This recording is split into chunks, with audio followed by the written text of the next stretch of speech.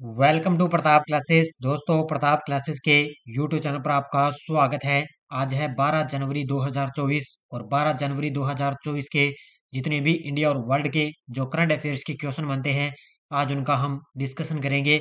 पूरा वीडियो ध्यान से देखना और लास्ट में आपसे क्वेश्चन पूछूंगा जिनके जवाब आपको कमेंट बॉक्स में देना होगा। आज अपने पढ़ेंगे कि पीएम मोदी 27वें राष्ट्रीय युवा महोत्सव का उद्घाटन करेंगे। नौसेना ने दृष्टि 10 मानव रहित हवाई वाहन का अनावरण किया है और पीयूष गोयल ने इंडस फूड 2024 शो का उद्घाटन किया है। तो इनकी आज हम चर्चा करेंगे। तो आज है 12 जनवरी और 12 जनवरी को अपने राष्ट्रीय युवा दिवस बनाते हैं, क्योंकि इस दिन विख्यात आध्यात्मिक गुरु स्वामी विवेकानंद का जन्म दिवस मनाया जाता है। इसी के साथ है तो इन्हीं के जन्म दिवस के उपलक्ष्य पर हर साल 12 जनवरी को राष्ट्रीय युवा दिवस मनाया जाता है। तो सभी साथियों को आज 12 जनवरी सभी साथियों को राष्ट्रीय युवा दिवस की हार्दिक शुभकामनाएं, क्योंकि जो अपने जो स्वामी विवेकानंद थे उनका जन्मदिन ही आज है और उन्हीं के जन्म दिवस के उपलक्ष्य पर आज 12 जनवरी को राष्ट्रीय युवा दिवस बनाया जाता है। तो इसी के साथ आज की क्लास स्टार्ट करें। सबसे पहले हम कल के क्वेश्चनों को रिवाइज कर लेते हैं।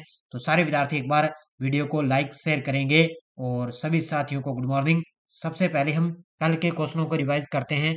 हाल ही में किसने असॉल्ट राइफल उग्रम लॉन्च की? तो ये डीआरडीओ ने। रक्षा मंत्रालय में अतिरिक्त सचिव और महानिदेशक के रूप में किसे नियुक्त किया गया? समीर कुमार सिन्हा को।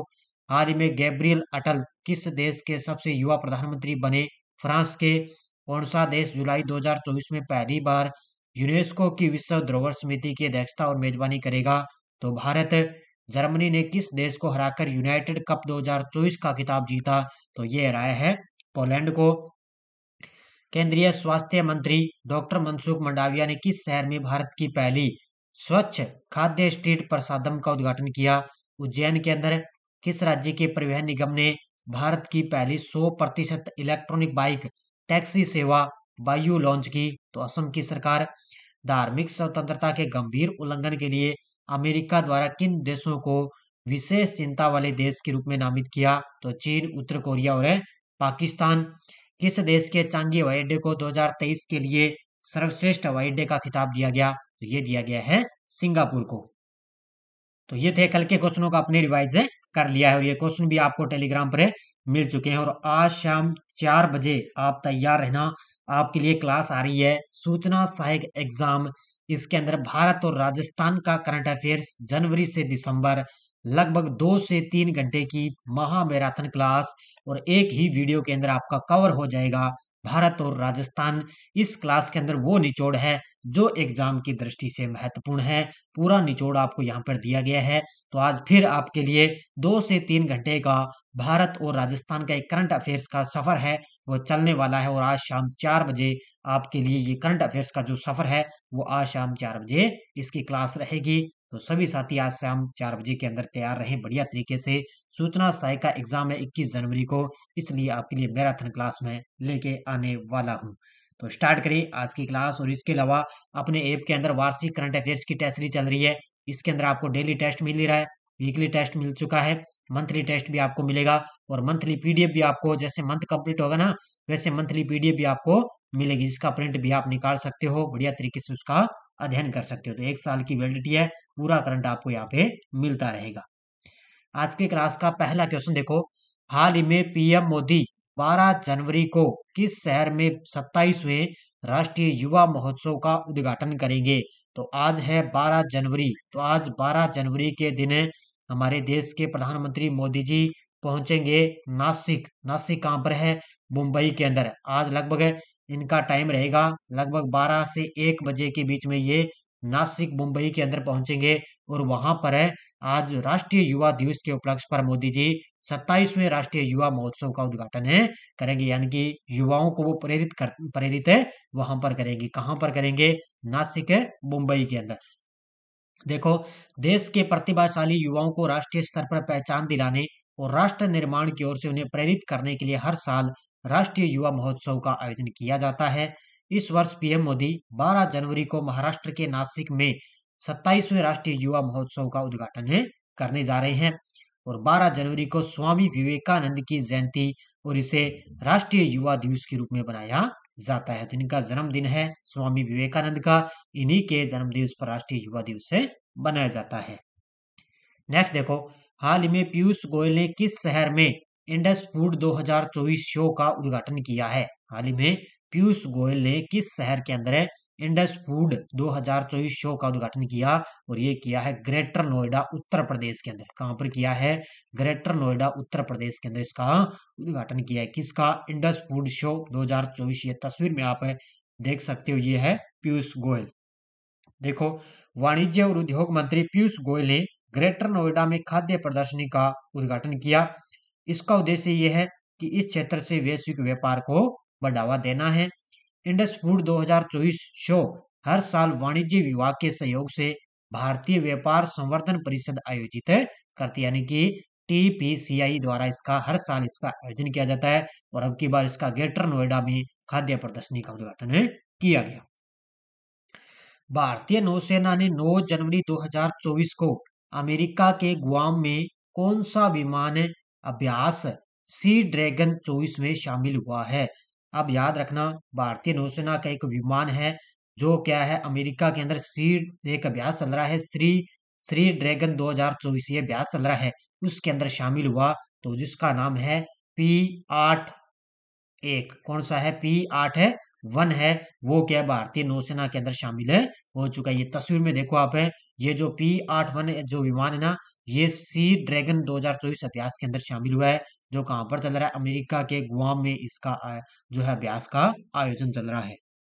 देखो मुख्य तथ्य, भारतीय नौसेना ने 9 जनवरी 2024 को अमेरिका के गुआम में P-8 विमान के आगमन के साथ प्रशांत क्षेत्र में अपनी उपस्थिति दर्ज की है।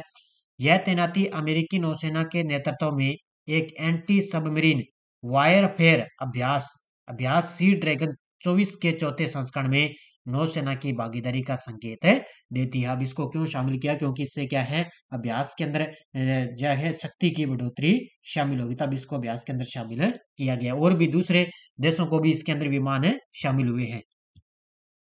भारतीय नौसेना प्रमुख एडमिरल आर हरि कुमार ने किस शहर में दृष्टि 10 मानव रहित हवाई वाहन का अनावरण किया है? तो भारतीय नौसेना प्रमुख है एडमिरल आर हरि कुमार है, उन्होंने किस शहर में दृष्टि 10, ये तस्वीर में देखो, ये पीछे खड़ा है ना इनके, दृष्टि 10, तो ये मानव रहित हवाई वाहन है और इसका अनावरण किया है हैदराबाद के अंदर। कहां पर किया है?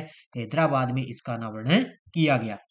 देखो, नौसेना प्रमुख एडमिरल आर हरि कुमार ने हैदराबाद के अंडानी एरोस्पेस पार्क में, अब ये याद रखना है, अंडानी एरोस्पेस पार्क में आयोजित समारोह में दृष्टि 10 मानव रहित हवाई वाहन UAV, इसका नाम याद रखना, UAV का अनावरण किया है। इसमें 36 घंटे की क्षमता है और 450 किलोग्राम पेलोड क्षमता वाला एक उन्नत खुफिया निगरानी और टोही प्लेटफॉर्म है, ये माना गया है। और ये हर मौसम में काम करने वाला एक सैन्य प्लेटफॉर्म, यानी कि हर मौसम के अंदर ये काम करने वाला प्लेटफॉर्म है, जिसका दृष्टि 10, और इसका अनावरण कहां पर किया गया? हैदराबाद में।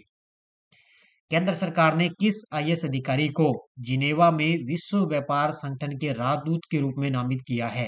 तो ये किया है केंद्र सरकार ने किसको? सेंथिल पांडियन सी को। ऑप्शन नंबर सी, किसको किया है? सेंथिल पांडियन सी को। IAS, ये यूपी के IAS अधिकारी हैं, इनको जिनेवा के अंदर विश्व व्यापार संगठन के राजदूत के रूप में नामित है किया। ये तस्वीर में आप देख सकते हो, ये है सेंथिल पांडियन सी। देखो मुख्य तथ्य, केंद्र सरकार ने IAS अधिकारी सेंथिल पांडियन सी को जिनेवा में विश्व व्यापार संगठन के राजदूत के रूप में नामित किया। यह नियुक्ति 31 मार्च 2024 को WTO में भारत के राजदूत के रूप में ब्रजेंद्र नवनीत के कार्यकाल के समापन के बाद हुई, यानी कि जब 31 मार्च 2024 को ये राजदूत हैं ब्रजेंद्र नवनीत, इनके कार्यकाल जब इनका समापन हो जाएगा, तब कौन बन जाएंगे? सेंथिल पांडियन है, इनकी जगह लेंगे। उत्तर प्रदेश कैडर के 2002 के IAS अधिकारी पांडियन को पद संभालने की तारीख से 3 साल के कार्यकाल की इनको जिम्मेदारी सौंपी गई, यानी कि 31 मार्च यानी कि 1 अप्रैल से इनको आगामी 3 साल के कार्यकाल के लिए नियुक्त कर दिया। विंगस इंडिया 2024 का आयोजन किस शहर के बेगमपेट हवाई अड्डे पर 18 से 21 जनवरी तक किया जाएगा? कौन सा विंगस इंडिया 2024 का आयोजन ना कहां पर है? हैदराबाद के बेगमपेट हवाई अड्डे पर 18 से 21 जनवरी तक किया जाएगा। ठीक है, विंगस इंडिया 2024। हैदराबाद का बेगमपेट हवाई अड्डा 18 से 21 जनवरी तक विमानन समारोह विंग्स इंडिया 2024 की मेजबानी करने के लिए तैयार है, जो देश का सबसे महत्वपूर्ण नागरिक उड्डयन कार्यक्रम है। तो देश का सबसे महत्वपूर्ण ये कार्यक्रम है। नागरिक उड्डयन मंत्रालय और federation of Indian chambers of commerce and Indian industry यानी कि फिक्की के द्वारा संयुक्त रूप से इसका आयोजन किया जाएगा। बस इतना ही आपको याद रखना है। हाल ही में किस संगठन ने 2023 को रिकॉर्ड पर सबसे गर्म वर्ष घोषित किया है? यानी कि किस संगठन के द्वारा वर्ष 2023 को क्या है सबसे गर्म वर्ष इसको घोषित कर दिया, और ये किया है कोपरनिक्स जलवायु परिवर्तन सेवा ने। किसने? कोपरनिक्स जलवायु परिवर्तन सेवा ने 2023 को सबसे गर्म वर्ष घोषित कर दिया है। देखो, 9 जनवरी को यूरोपीय संघ की कोपरनिक्स जलवायु परिवर्तन सेवा ने घोषणा की कि बीता वर्ष रिकॉर्ड पर सबसे गर्म था। जून के बाद से 2023 में प्रत्येक माह ने पिछले वर्षों में अपने संबंधित माह की तुलना में रिकॉर्ड पर सबसे गर्म होने का खिताब हासिल किया है। तो ये क्या है? 9 जनवरी को यूरोपीय संघ की है ये कोपरनिक्स जलवायु परिवर्तन सेवा, इसने 2023 को सबसे गर्म वर्ष माना है। और जून के बाद वाले जो महीने आते हैं ना, उनको भी सबसे ज्यादा गर्म वर्ष माना है।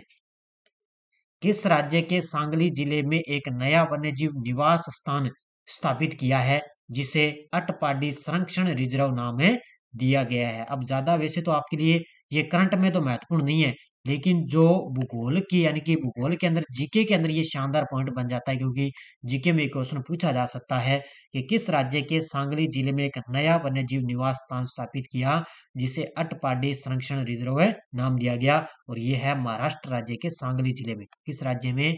महाराष्ट्र राज्य के सांगली जिले में। देखो, महाराष्ट्र सरकार ने सांगली जिले के एक महत्वपूर्ण नया वन्यजीव निवास स्थान स्थापित किया, जिसे उपयुक्त रूप से अटपाडी संरक्षण रिजर्व नाम दिया गया है।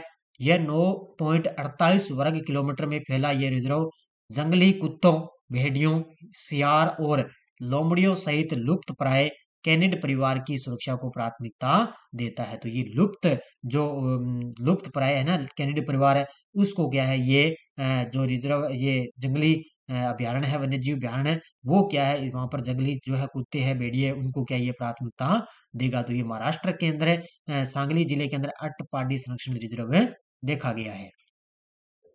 हाल ही में किस राज्य की रेड आंट चटनी को भौगोलिक संकेत जीआई टैग मिला है? ये तस्वीर में आप देख सकते हो, ये है रेड आंट चटनी।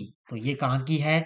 ये है उड़ीसा राज्य की, और इसको अभी हाल ही में जीआई टैग दिया गया है। देखो, अपने तो अलग अलग प्रकार की चटनी होती है, जैसे अपने समोसा वगैरह खाते हैं, जैसे अपने घर पर पकोड़ा अपने वगैरह पकोड़े वगैरह है वो खाते हैं, उसमें अलग चटनी होती है। तो इसमें देखो, ये देखो तस्वीर में आप देख सकते हो, ये उड़ीसा की चटनी है जिसको बोलते हैं रेड आंट चटनी, और इसको बड़ा शानदार तरीके से माना गया, तभी इसको यहाँ पर जीआई टैग दिया गया।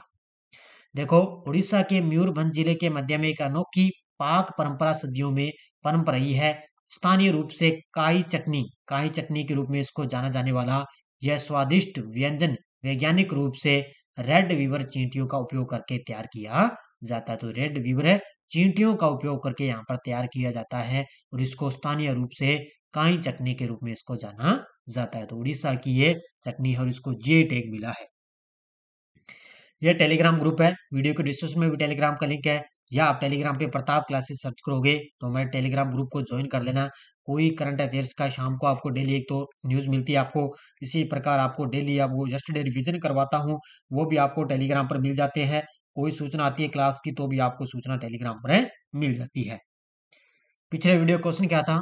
चुनाव में बांग्लादेश के प्रधानमंत्री शेख हसीना ने किस राजनीतिक दल को जीत दिलाई? तो ये दिलाई है अवामी लीग को, और बांग्लादेश की प्रधानमंत्री 5वीं बार अपने कार्यकाल के लिए प्रधानमंत्री बन चुकी है, और सबसे लंबे समय तक शासन करने वाली प्रधानमंत्री कौन है? वो भी शेख हसीना, और इसने अवामी लीग को जीत दिलाई है। तो ये बहुत सारे विद्यार्थी बड़े शानदार तरीके से जवाब देते हैं, मैं सभी के कमेंट देखता हूँ। और अब देखो क्वेश्चन फॉर यू, किस देश ने ऐतिहासिक चंद्र मिशन में चंद्रमा के लिए पेरेग्रीन 1 लैंडर लॉन्च किया? America, Iran, Vietnam, Japan. और जितने भी ये जनवरी मंथ कंप्लीट हो जाएगा ना, जनवरी के अंदर जितने भी ये परीक्षण वगैरह है, जितने भी कोई लॉन्च हुए हैं ना ये इस तरह के अंतरिक्ष प्रौद्योगिकी में, इसकी अलग से आपको मंथली वाइज आपको अब से क्लास मिलने लगेगी। जैसे खेल खिलाड़ी अलग से मंथली वाइज मिलेगा, पुरस्कार अलग से मिलेगा। बस आप बढ़िया तरीके से इस क्लास के साथ अध्ययन करते रहना, आपका करंट का क्वेश्चन एक भी गलत है हो जाएगा। लगभग मान के चलो, अगर परीक्षा के अंदर 10 क्वेश्चन आते हैं मान के चलो, तो उसमें से मान के चलो 8 क्वेश्चन आपको यहाँ से देखने को मिलेंगे। हो सकता है 9 भी देखने मिल जाए, लेकिन एक क्वेश्चन तो ऐसा आएगा वो अपवाद आपको कहीं नहीं मिलेगा। तो मान के चलो भी 8 से 9 क्वेश्चन आपको देखने को मिलेंगे। क्योंकि पीछे जिसने आरएस का एग्जाम दिया उनको तो पता है भी किस तरह से क्वेश्चन आए थे। इसके अलावा जो पहले सीटी का एग्जाम हुआ था, इसके अलावा आपने देखा था यूआरओ का एग्जाम हुआ था, उसमें करंट के क्वेश्चन जो मैंने करवाए थे बढ़िया तरीके से क्वेश्चन आए थे। और आरएस का तो कितना गहराई लेवल का एग्जाम है, जो मैंने करवाया था मुख्य तथ्य से आरएस के अंदर सारे क्वेश्चन आ गए थे लगभग, एक आधा छोड़कर बाकी सारे जो मैंने करवाए थे वो क्वेश्चन आ चुके थे। तो बढ़िया तरीके से क्लास मिल रही है, शाम को आपको टेलीग्राम पर क्वेश्चन मिल जाते हैं, और बाकी आपको ऐप के अंदर लगातार टेस्ट है दे रहा हूँ बढ़िया तरीके से। तो धन्यवाद, जय हिंद, जय भारत।